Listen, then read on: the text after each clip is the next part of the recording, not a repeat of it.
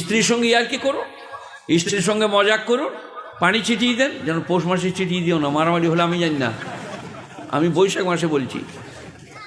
স্ত্রীকে ভালোবাসলে নেকি লেখা হবে, নেক সন্তান জন্মাবে।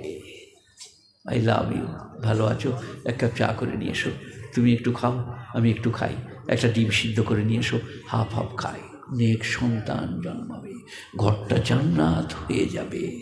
আমাদের মেয়েরা সাজে না তা লয়, চিক পিক পাক পোক, গাল পালিশ, ঠোঁট পালিশ, লাক পালিশ দিয়ে কোথায় ঘুরে বেড়াচ্ছে, বোলপুরের মেলায়।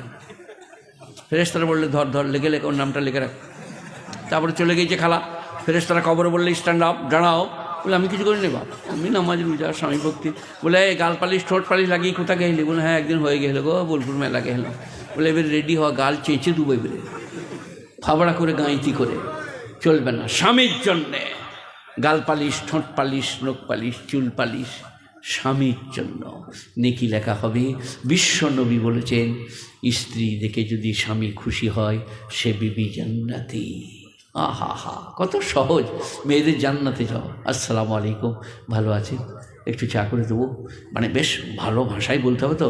আপনি যদি বলেন আসসালাম ওয়ালাইকুম সালাম, কী বলছো বলো, তোমাকে চা দেবো না কি গো? বলে হাত দিতে হবে না, আমার জান ভরে গিয়েছে। তোমার যে ব্যাকরণ, শরৎচন্দ্র চট্টোপাধ্যায়ের ভাষা, বিস্মিকা বিদ্যবদ না সূচিকা বিদ্যবদ, আমার জান ভরে গেছে। চা খাবো না, মসজিদ যাই, জেকের করি, তুমি এইখানে থাকো। তাস খেলা হারাম। আপনি মাথার গোড়ায় দাঁড়াতে পারেন নাকি? না, পেরিয়ে যেতে পারেন। আর যদি দাঁড়িয়ে বলেন টেকাটা মার দিন, টেকাটা মার, বাস এবার মরে গেছে, কবরে গেছে, বাবলার ডাল নিয়ে ফেরেশতা হাজির, স্ট্যান্ড আপ। বলে আমি কিছু করি না বাবা, আমি নামাজ রোজা জেকের ফেকের।